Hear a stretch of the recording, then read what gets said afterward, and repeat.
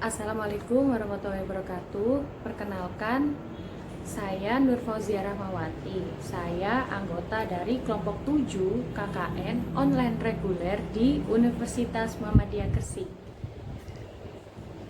Pada video ini, saya membahas mengenai pengelolaan bank sampah menjadi nilai ekonomis. Materi yang saya sampaikan pada video ini terkait dengan tujuan dari bank sampah, manfaat dari bank sampah, langkah-langkah apa saja yang dapat diikuti saat ingin membentuk program bank sampah, dan yang paling terpenting adalah bagaimana mekanisme kerja alur dari sistem bank sampah.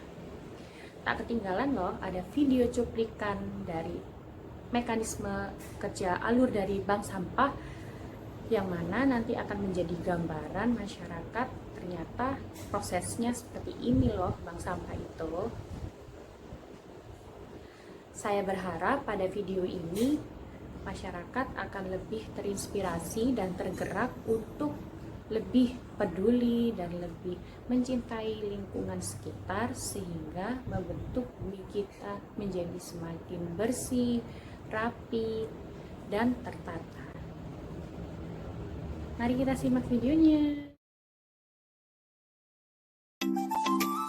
Menurut Peraturan Menteri Lingkungan Hidup Nomor 13 Tahun 2012, bank sampah adalah tempat pemilahan dan pengumpulan sampah yang dapat didaur ulang dan atau diguna ulang yang memiliki nilai ekonomi. Seiring berjalannya waktu, bank sampah dapat dikembangkan menjadi suatu fungsi yang sangat menguntungkan bagi masyarakat, seperti unit usaha simpan pinjam, unit usaha sembako, dan operasi bank sampah.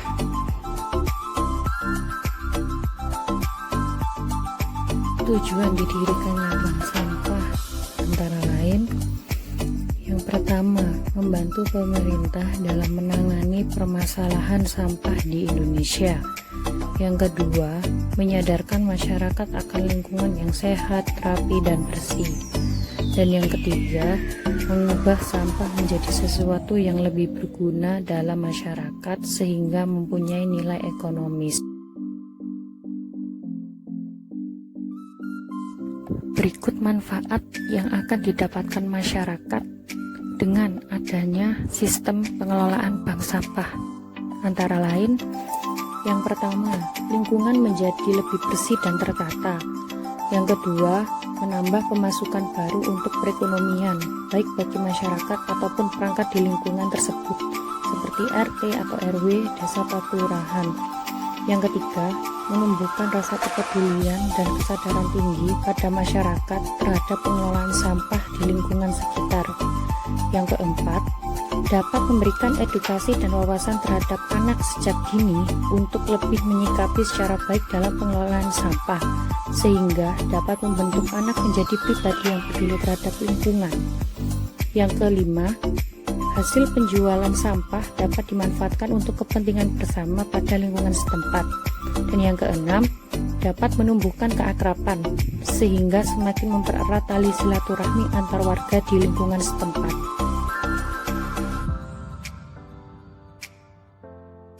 Langkah pertama adalah sosialisasi awal. Sosialisasi awal bertujuan untuk memberikan pengenalan dan pengetahuan mengenai bank sampah kepada masyarakat. Pertemuan ini biasanya dihadiri oleh penanggung jawab lingkungan setempat seperti RT, RW, kader lingkungan, dan sebagainya. Gagasan yang disampaikan antara lain tentang bank sampah sebagai program nasional, pengertian bank sampah, alur pengelolaan sampah, dan sistem bagi hasil dalam pengelolaan bank sampah. Langkah kedua yaitu pelatihan teknis.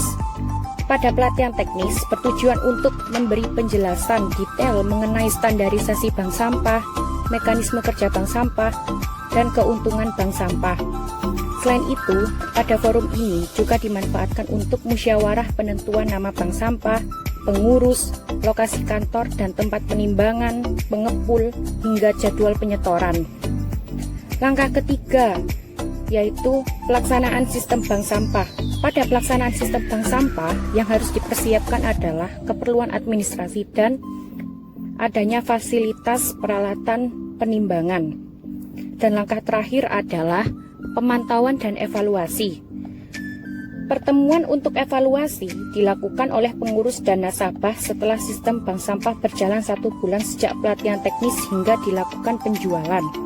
Hal ini bertujuan untuk menilai pelaksanaan bank sampah yang sudah dilakukan dengan tolak ukur berapa jumlah nasabah, reduksi sampah, dan omset. Apabila penilaian keberhasilan bank sampah mendapati nilai yang memuaskan, maka akan menjadi dasar untuk melakukan langkah selanjutnya.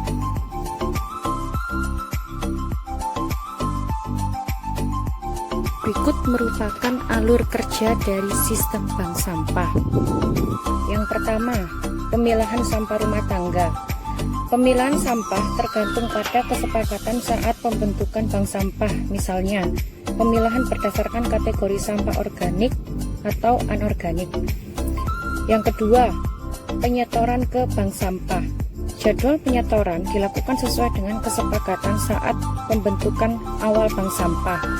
Hal ini dimaksudkan untuk menyamakan waktu nasabah yang menyetor dan mengangkut ke pengepul sehingga tidak terjadi penumpukan di lokasi sampah. Yang ketiga, penimbangan. Sampah yang sudah disetorkan kemudian ditimbang. Berat sampah yang disetorkan ditentukan sesuai kesepakatan sebelumnya. Yang keempat, pencatatan. Petugas akan mencatat jenis dan bobot sampah setelah penimbangan. Hasil yang diperoleh akan dikonversi ke nilai rupiah untuk kemudian ditulis di buku tabungan nasabah. Dan yang terakhir adalah pengangkutan. Bank sampah sudah bekerja sama dengan pengepul yang telah disepakati, sehingga sampah yang telah terkumpul, ditimbang, dan dicatat akan diangkut ke tempat pengelolaan sampah berikutnya.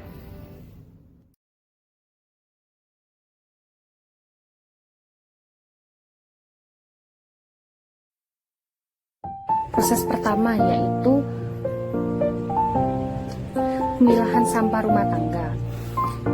Yang pertama harus dilakukan adalah mengumpulkan sampah-sampah yang tidak terpakai atau terbuang secara sia-sia di sekitar rumah kita untuk dijadikan satu, yang mana selanjutnya akan dilakukan proses pemilahan. Nah, ini merupakan contoh sampah yang ada di sekitar rumah saya. Sudah saya kumpulkan seperti ini. Nah, pada proses pemilahan di sini bisa dilakukan atau dibagi menjadi beberapa jenis, yaitu jenis sampah organik, sampah anorganik, atau sampah organik dan anorganik. Itu tergantung dari kebijakan penanggung jawab pengelolaan bank sampah setempat. Nah, di sini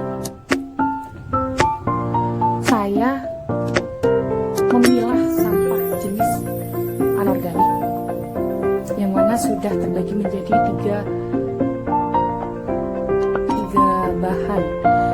Yang pertama yaitu bahan botol plastik, yang kedua yaitu kardus, dan yang ketiga yaitu bungkus makanan, bungkus snack, bungkus produk-produk sabun atau yang lainnya.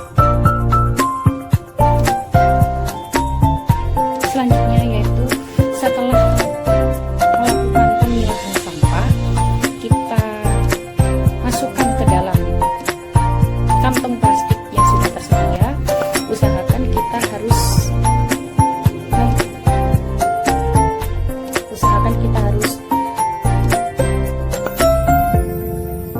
menyediakan beberapa kantong plastik agar kita bisa mengetahui bahwa dan bisa membedakan mana sampah, mana yang termasuk kardus, mana yang termasuk botol plastik, dan mana yang termasuk sampah bungkus makanan. Dan juga agar terlihat rapi saat dilakukan penyetoran ke penanggung jawab pihak pengelola sampah.